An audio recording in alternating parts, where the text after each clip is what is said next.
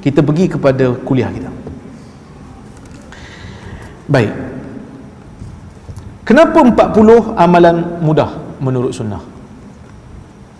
Pertamanya kerana orang minta saya tulis amalan-amalan mudah yang ada dalam hadis. Saya pun minta sahabat saya Ustaz Mustafa tengok hadis-hadis yang boleh disaring untuk saya syarahkan. Ya. Kemudian kenapa 40? Kenapa 40? Di sana ada riwayat daripada hadis yang menyatakan kelebihan orang yang memelihara 40 hadis terhadap umat. Nabi SAW diriwayatkan sebagai berkata, man hafiza ala ummati arba'ina haditha kutiba faqiha atau kama qala. Sesiapa yang memelihara 40 hadis ke atas umatku, maka akan ditulis dia tu sebagai orang yang faqih. Dalam riwayat yang lain disebut yub'atsu fi zamratil fuqaha wal ulama. Dia akan dibangkitkan oleh Allah di hari kiamat nanti dalam kumpulan fuqaha dan ulama.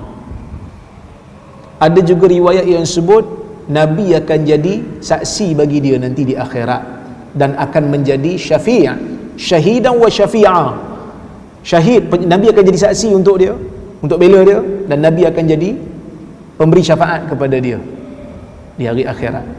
Tetapi kesemua riwayat-riwayat ini dinilai dhaif oleh para ulama. Al-Imam Ad-Daraqutni menyebutkan riwayat ini dhaif. Al-Imam Al-Baihaqi mengatakan kesemua riwayatnya dhaif. Al-Imam An-Nawawi rahimahullah menyebutkan riwayatnya dhaif walaupun matanya masyhur. Al-Imam Ibn Mulaqqin juga menyebutkan riwayatnya dhaif. Imam Nawawi itu mazhab Syafi'i lah, kan? Jadi Baihaqi itu pun tonggak juga lah muhaddisin dalam mazhab Syafi'i. Jadi mereka seakan-akan sepakat, tak ada khilaf, mengatakan riwayat yang menceritakan kelebihan orang yang menghimpunkan 40 hadis untuk dihafal oleh umat, untuk dipelihara oleh umat ni sebagai dhaif. Dah kalau dhaif buat apa dia orang amal? Inilah yang disebutkan di amal dalam Fadailul A'mal. Maksudnya apa? Maksudnya hadis tu tak boleh kita confirm dan pasti kata memang daripada Nabi, tak boleh. Sebab tu tadi pun saya sebut dengan berhati-hati, diriwayatkan sebagai berkata, kerana hadis tu tak sahih. Hadis tu tak sahih. Jadi bila tak sahih, ulama amal, kerana menurut mereka memelihara 40 hadis untuk disampaikan kepada umat ada kelebihan. Kalau tak ada kelebihan khusus pun, kelebihan umum ada. Sampaikan hadis kepada orang ada fadilat. Dalam riwayat yang hasan, Nabi SAW menyebutkan, naddarallahu imra'an sami'a maqalati wa wa'aha wa hafizaha wa addaha kama sami' farubba muballaghin aw amin sami'. Moga Allah menceriakan wajah orang-orang, menceriakan orang-orang yang mendengar kalamku, menghafalnya, memahaminya, dan menyampaikannya kepada orang yang ke orang yang lain seperti mana yang dia dengar. Kerana berkemungkinan orang yang disampaikan kepadanya hadis itu lebih faham daripada orang yang menyampaikan. InsyaAllah Ta'ala bagi keistimewaan. Dan dalam riwayat ni, dalam hadis ni, Nabi SAW tak sebut berapa hadis.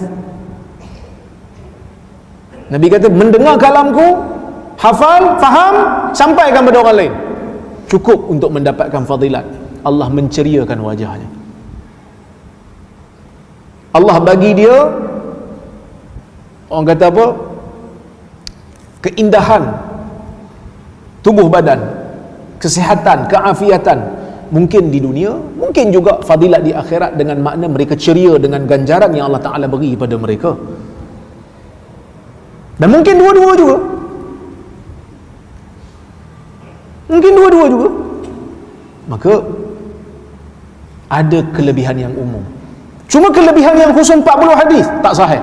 Tapi ulama kumpul juga 40 hadis dengan harapan kalau riwayat yang 40 ni betul, kami dapatlah kelebihan yang disebut dalam hadis yang dhaif ni. Sebab hadis yang dhaif ni dia bukan palsu. Bukan semua hadis dhaif tu palsu. Tapi semua hadis palsu tu dhaif. Dhaif tu dia ada banyak. Bukan semua hadis palsu, bukan semua hadis dhaif tu palsu. tapi semua hadis palsu dhaif. Maksud dhaif tu payung besar dia. Dalam payung besar tu ada macam-macam jenis. Dhaif yang ringan. Dhaif yang ringan ni kita cuma tak confirm dia daripada Nabi.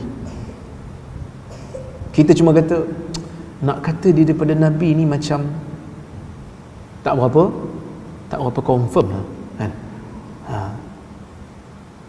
Jadi diamalkan. Kalau betul memang daripada Nabi, alhamdulillah kita dapat fadilat tu. Kalau tak betul pun tak apa, sebab kita bukan buat amalan baru. Memang ada dah kelebihan sampaikan hadis pada orang lain yang disebut dalam hadis yang hasan.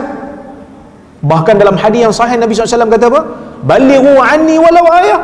Sampaikan daripada aku walaupun satu ayat. Maka sebab tu kita melihat ulama-ulama ni memang tulis hadis 40. Ibnul Mubarak ada tulis, Mulla Ali Al-Qari ada tulis, dan yang paling glamour Al-Imam An-Nawawi rahimahullah dalam kitab dia Al-Arba'in An-Nawawiyah kan. Kitab hadis 40 ni ada banyak. Jadi sebab itulah kita nampak. Okey. Maka sebab tu saya sebut budaya menghimpunkan 40 hadis sememangnya merupakan budaya ulama muhaddisin zaman berzaman. Ini kerana terdapat hadis yang menceritakan mengenai kelebihan menghimpunkan 40 hadis untuk umat, walau bagaimanapun hadis tersebut dhaif. Buku ni menghimpunkan 40 amalan mudah menurut sunnah. Ia menghimpunkan amalan-amalan harian yang mudah untuk dipraktikkan. Tujuannya supaya setiap Muslim dapat mengamalkan sunnah dalam kehidupan seharian. Nikmat mengamalkan sunnah Nabi sallallahu alaihi wasallam merupakan antara nikmat terbesar yang Allah kurniakan kepada seorang Muslim. Dan bila kita dapat amal sunnah dan kita tahu kita amal tu kerana Nabi suruh, kita akan dapati nikmat dalam beramal tu. Kan kita akan dapati nikmat. Sebab apa? Sebab Nabi suruh. Nabi anjurkan. Saya buat benda ni sebab Nabi yang bagi tahu kat saya benda ni Allah Ta'ala suka, Tuhan suka. Maka kita mempunyai keyakinan kita buat ni tak sia-sia selagi mana kita ikhlas kerana Nabi yang suruh. Nabi lebih tahu berkenaan dengan agama apabila berkaitan dengan perkara-perkara akidah dan ibadah dan juga hukum hakam. Maka sebab tu kita dahulukan apa yang datang daripada Nabi sallallahu alaihi wasallam.